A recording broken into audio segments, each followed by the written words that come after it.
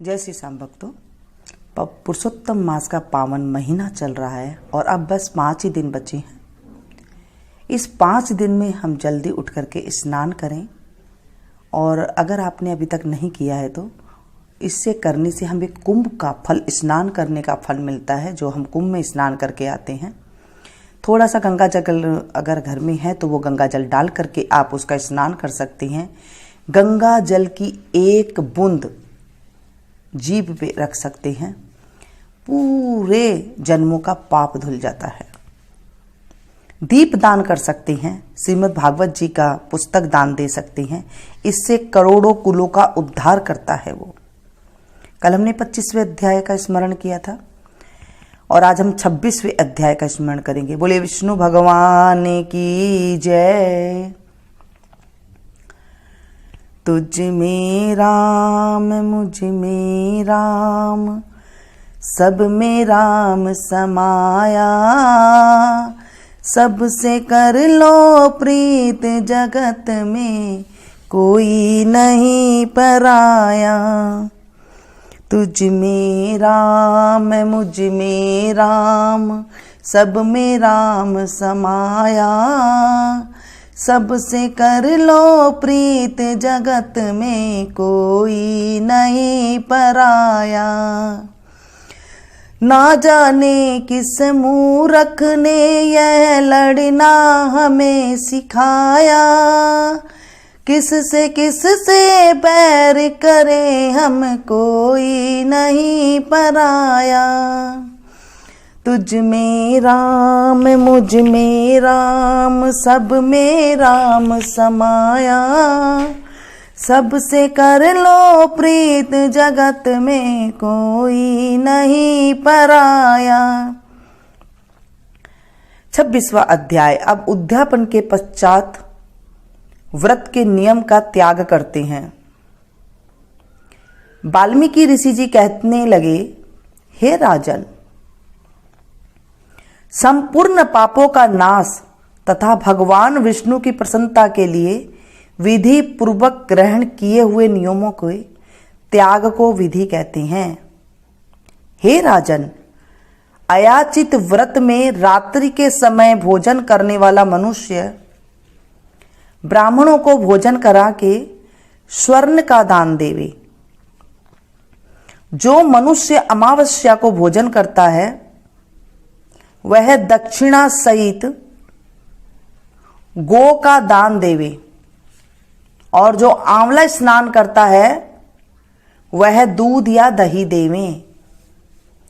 फलों के नियम में फलों का दान करें, तेल के स्थान में घी देवें, घी के स्थान में चून में देवे। धान्यों के नियम में गेहूं और चावल देवें, और पृथ्वी शयन करने वाला सुंदर तकिया तथा चद्दर सहित सैया दान करें। पत्तल तथा भोजन करने वाला मनुष्य घी और शक्कर का भोजन करावे। नख केशों का धारण करने वाला बुद्धिमान मनुष्य दर्पण देवें। नियम के त्यागने पर अनेक प्रकार के रस देवें। दीप दान करता हो तो पात्र सहित दीपक देवें। जो मनुष्य अधिक मास में ऐसा भक्ति से करता है वह वैकुंठ में जाकर वास करता है। बोलिए विष्णु भगवान की जय। आज हम 26वें अध्याय और 27वें अध्याय का पाठ का स्मरण करेंगे, तो आप 27वें अध्याय स्मरण करते हैं। बोलिए विष्णु भगवान की जय। कृष्ण कन्हैया लाल की जय। श्री नारायण कहने लगे कि वाल्मीकि ऋषि इस प्रकार राजा दृढ़धनवा को उद्यापन विधि बता करके कहने लगे, हे राजन, तेरा कल्याण हो। अब मैं पाप नासिनी सरयू को जाता हूं तब राजा आनंद युक्त स्त्री सहित उनकी पूजा करने लगा। ऋषि ने राजा की पूजा को अंगीकार कर उसे आशीर्वाद दिया। तब सायंकाल हो जाने पर वाल्मीकि ऋषि वहां से चल दिए। राजा भी सीमा तक उनको पहुंचाकर अपने घर आया और अपनी रानी गुण सुंदरी से कहने लगा, हे सुंदरी, राग द्वेष वाले गंधर्व नगर के समान इस असार संसार में मनुष्य को क्या सुख है।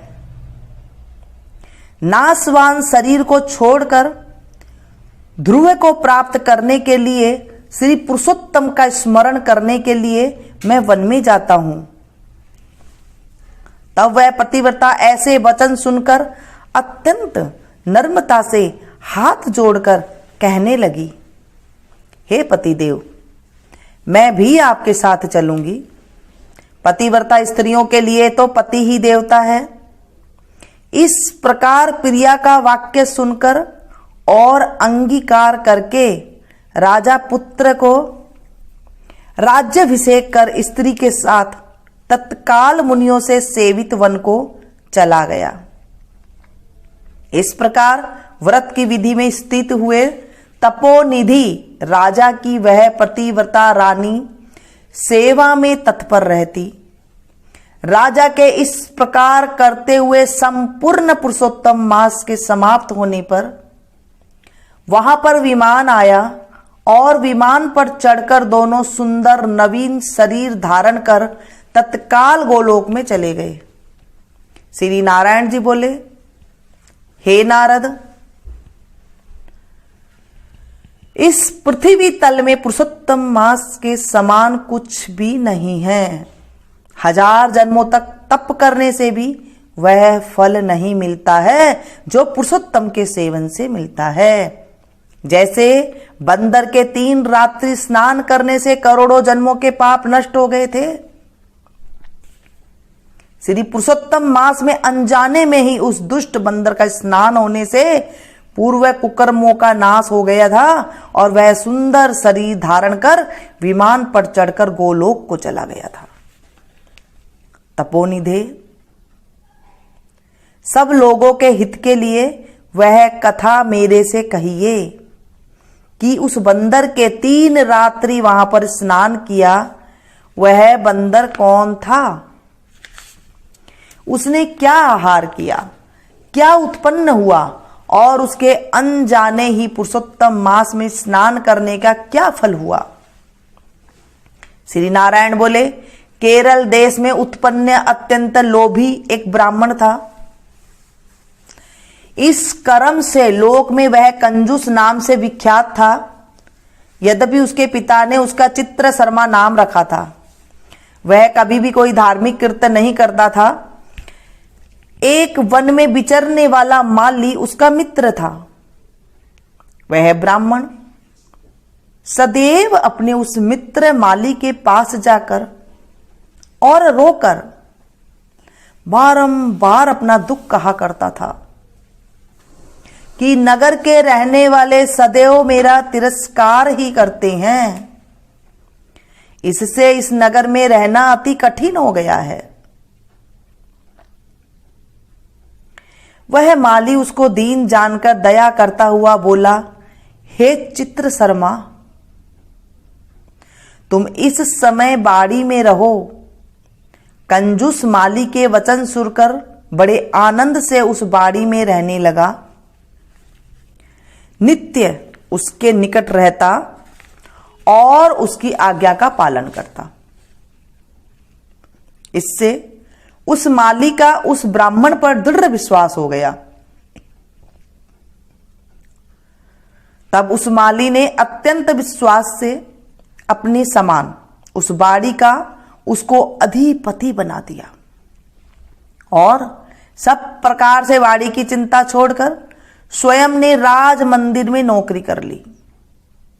इधर लोभ से अत्यंत दुर्लभ वह कंजूस बेचने से बचे फलों को बड़े आनंद से निर्भय होकर खाने लगा।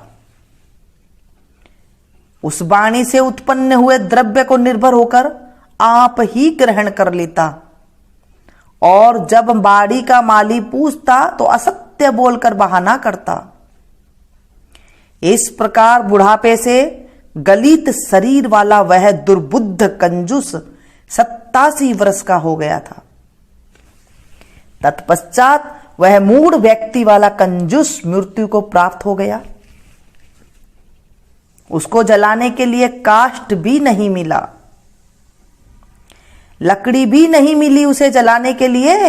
वेदों को जानने वाले विद्वान कहते हैं कि बिना फल भोगे पाप नष्ट नहीं होते हैं। चाहे कोई भी इंसान हो, जैसा कर्म करता है उसे वैसा ही फल भोगना ही पड़ता है। मरने के पश्चात वह यमदूत के मुर्दगरों की मार से हाहाकार करता हुआ अति भयंकर यम मार्ग को चला।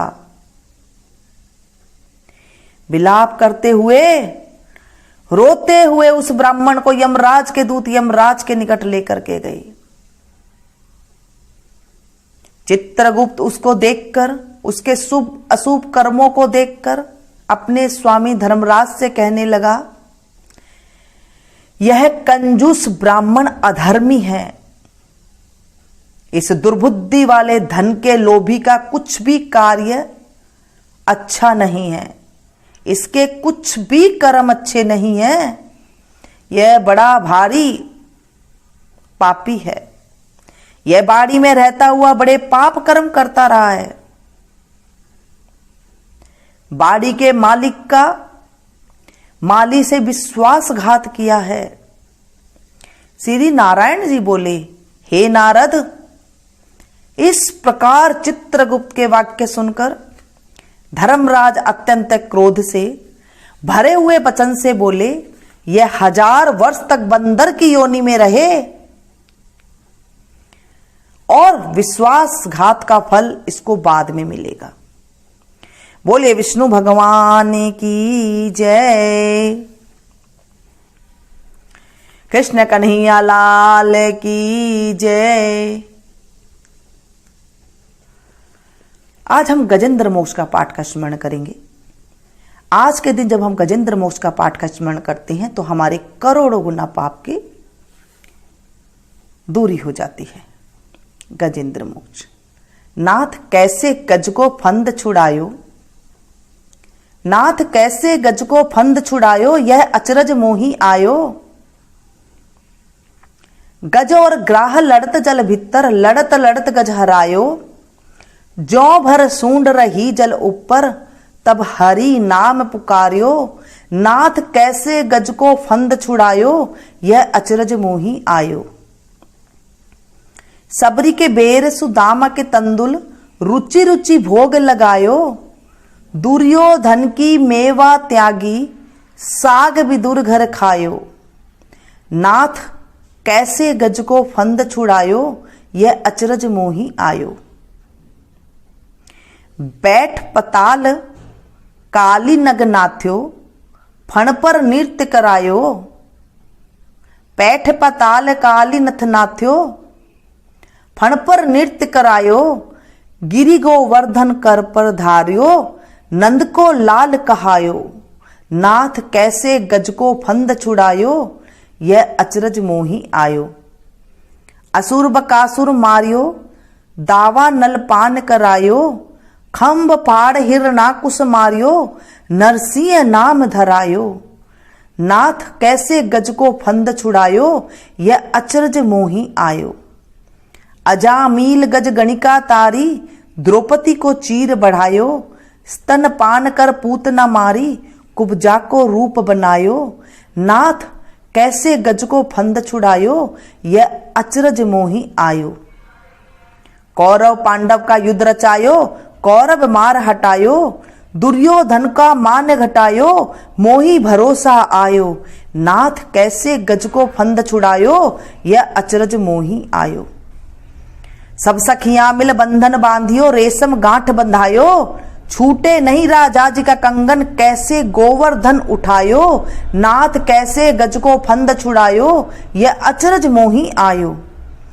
योगी जान जाको ध्यान धरत है, ध्यान धरत नहीं आयो, सूर श्याम प्रभु तुम्हारे मिलन को, यशोदा की धेनु चरायो, नाथ कैसे गज को फंद छुड़ायो, यह अचरज मोही आयो। जय बोले विष्णु भगवान की जय। गजेंद्र मोक्ष का पाठ करने से हमारे जीवन के संकट जितने भी होते हैं, दुख होते हैं, ये दूर हो जाते हैं। कभी भी कोई गर्भिणी स्त्री अगर दुख पा रही हो तो उसके सामने अगर गजेंद्र मोक्ष का पाठ कर देते हैं तो उसको तकलीफ कम हो जाती है।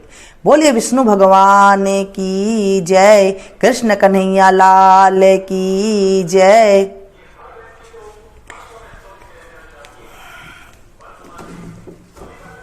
भक्तों, आज हमने ये पाठ का स्मरण किया है, इसे ज़्यादा से ज़्यादा अपनों के साथ शेयर कीजिएगा, क्योंकि जब हम ज़्यादा से ज़्यादा किसी को सुनते हैं, सुनाते हैं और हुंकारा भरते हैं तो हमारे जीवन के कष्टों की निवृत्ति होती है। जैसे मैंने आप लोगों को सुनाई और आपने कई सारे लोगों ने एक साथ सुनी है, तो मुझे भी करोड़ों गुना फल का मिला है। मैं चाहती हूँ कि आप लोगों को भी करोड़ों गुना फल की प्राप्ति हो। आप लोग इसे ज़्यादा से ज़्यादा अपनों के साथ शेयर कीजिएगा ताकि आप भी काफ़ी लोगों को एक साथ सुना सकें।